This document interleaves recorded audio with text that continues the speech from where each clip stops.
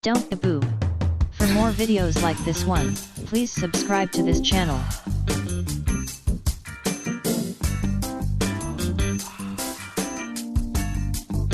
Leaves a wake. Same type of thing is happening when this air mass hits a mountain. What would happen if that was water? You know, it would ripple, it would move, it would bounce around it, and that sort of thing. Really cool to see in the atmosphere there, Jen. What is also really cool to see is that it is snowing in spots that really could use it. Yeah, so let's look at the Northeast snowfall, Steph. Is this going to reach I-95 is a question a lot of you have, especially anyone traveling today. Philadelphia, this looks awful close, doesn't it? New York City, not that far away. So let's focus in on that. You know, we talked this morning about where it is snowing right now, like in Buffalo and Syracuse and in Wilkes-Barre and Scranton. Now, right now it is just cloudy and it is cool, but not super cold in New York City. We're 34. Temperatures aren't going to change that much today, so that's a problem, right? We bring in the moisture. This is one model. This is the HRRR, the high-resolution model that we like to look at to see, you know, how is precip going to move and evolve through the day. It has some snow chances, but doesn't produce a lot here. The European model has some snow chances, produces a little bit more, actually, when you take a look at the forecast. This is 1 o'clock this afternoon, brings some snowfall chances in. Hartford, Bridgeport, even New York City, you have a chance. Boston, a chance. Now, don't get too excited. If you're a snow lover and you want to go out and you want to, you know, go out and play in the snow, this is not going to be that kind of snow. But this is the kind of snow that could be really disruptive to travel because it'll just be a little bit. The timing will be when there's a lot of people on the roadways. So watching out for places like Philly and New York City, it's going to likely be a mix of rain and snow, not a pure snow, a dusting sort of worst case scenario. But reduced visibility is possible. And of course, you know, bridges, overpasses, Steph, you know how it goes. They could be slick. That's right. All right, we want to head into America's Science Lab here, where mountain ranges act as barriers. We were just talking about that, right? With the flow of air across the surface of Earth, and it actually squeezes out moisture. It's a phenomenon called orographic lift. And then there's a little something that gets shady sometimes after that happens. The wet side of the mountain versus the dry side of the mountain. How Mother Nature throws some shade with the help of a little elevation. An air mass isn't able to go through a mountain. So just like us, it has to go up and over. And that's what we call orographic lift. An easy way to get a gist of what's happening in the atmosphere is by building your own miniature mountain. All you need are a couple cups, some tissue paper, a spray bottle with water, tape, and a fan. What we're going to do is just easily line up the cups and put the tissue paper over the cups to make a mountain. We're going to tape down the tissue paper so the wind doesn't blow it away. The spray bottle is the air mass, and then this is the wind in the atmosphere. And of course, the water can't go through the mountain, so it goes into the mountain or up and over, depending on the wind's speed and direction. And then this is when it gets a little shady. When the air mass is forced into colder temperatures at higher elevations on the windward side, it cools, condenses, and squeezes out rain or snow depending on the temperature profile.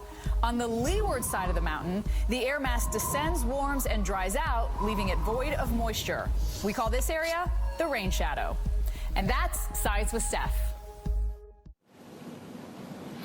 So we can actually show you this, and we want to show you where we've actually had the most rain. And notice in the Northwest where we have the mountainous regions over towards the Appalachians, we can zoom in and show you that. So as that moisture comes in off the Pacific, it hits those mountain ranges, wrings out the moisture, and then notice just to the east of that, it's dry. You can actually see it. I've driven this area where you're going through all this green and then nothing. It's really actually a cool phenomenon. And in the Appalachians, again, you have those air masses coming in, can't go through, it has to go up, squeezes out that moisture. And this is one of the areas actually where we've had the wettest locations in the lowest 48s. Look how much rain we've seen. Highland, North Carolina, getaway for a lot of Atlantans. We've seen almost 130 inches of rain. Now, snow, it happens as well, right? It all just depends on how cold your air mass is through the whole environment. And again, you get a little elevation, and Jordan, look at that, voila, that's where you get the most snow. More energy, actually, too, so it'll be more dynamic. A little more snow in the forecast, as you can see here.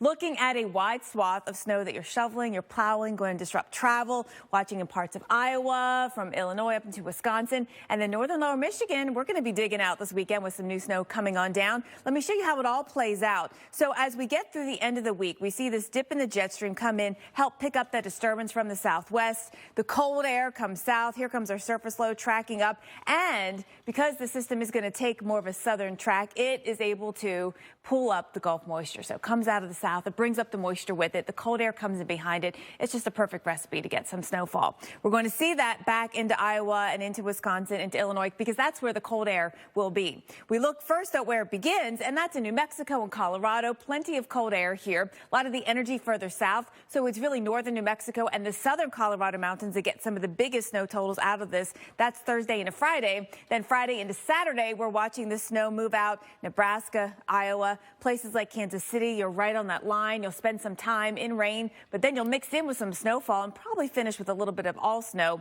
We go up into places like Iowa City and Davenport, and you've got snowfall in your forecast into southern Wisconsin. Milwaukee, you're in the snowfall. Chicago, you're an iffy situation. This is not clear cut. You'll start as rain. You'll transition into some snow, but how much time do you get to spend in all snow? That will affect just how much you get. More certainty in the forecast for places in between Omaha and Kansas City, around Davenport and up back towards Iowa City, up towards Milwaukee in Wisconsin, back towards Madison. You've got some snow in your forecast here, enough that it will be impact this weekend. Madison for you, Friday night, and Saturday are the snowy times. Things start wrapping up for you by Saturday evening. Jordan. All right, Jen, it is time.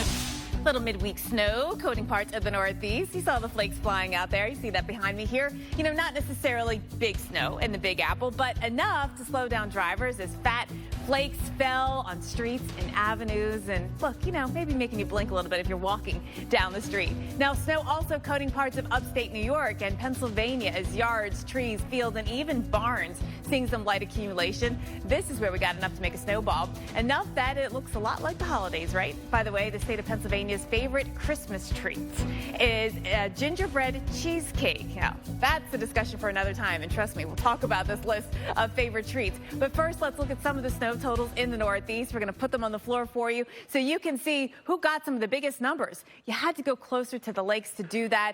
And across western New York, Redfield coming in with 6 inches of snow, a half foot of snow. Springville, Pennsylvania, we came in with 4.5. Scranton, Pennsylvania, you ended up with 3.3 inches of snowfall. And we go to Knowlton Township in New Jersey, northern Jersey here, coming in with just 2 inches of snowfall. All right, so let's go to Minnesota, where they're all cracked up on the ice anyway. This ice is cracked up. Not talking about you Minnesotans, but the ice certainly is, and it's piled up on the shoreline of Leech Lake. The chunks actually forming shards as an ice wall melted and creating some cracking sounds, according to the person who posted this video on social media. I can hear it. You hear that? I'm trying to listen. It's the wind, too, I think. Yeah, the wind gets you. Yeah. But, Jen, this is kind of early to see ice shoves. I mean, obviously, because the cold, the warm, the cold, the warm. Yeah. It hasn't been that cold, though, really. That's true. Yeah. I just associate ice shoves with the end of the season, yes, you know, exactly. more of a thing, which we always see, right, when everything starts to melt. Jen was talking about treats, their favorite Christmas treats. Missouri's favorite Christmas treat, I don't know who did this polling here, was vegan cookies.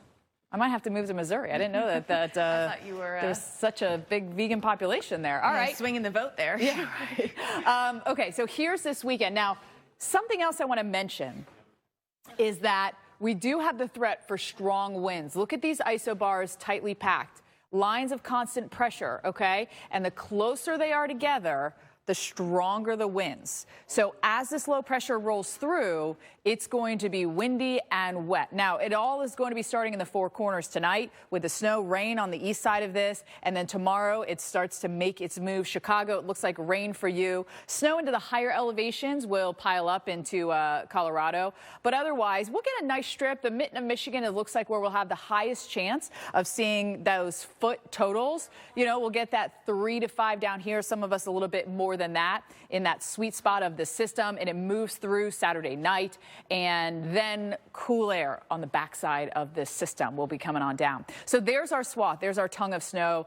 A few of us with that 5 to 8. But again, we're going to be watching you here in the mitten of Michigan. That's where we have the highest chance for some of those big time totals. Kansas City, our temperatures, that's the problem, is we don't have super cold temperatures. They're kind of right on the edge there, Jen. So for a lot of us, it's going to be that rain, snow. You'll get some snow, maybe it won't stick type of a thing. Yeah, no, kind of annoying, right? Because it's just cold and you see the snow, it's just not going to stick. All right, let's take you into where the rainy side of things is going to be.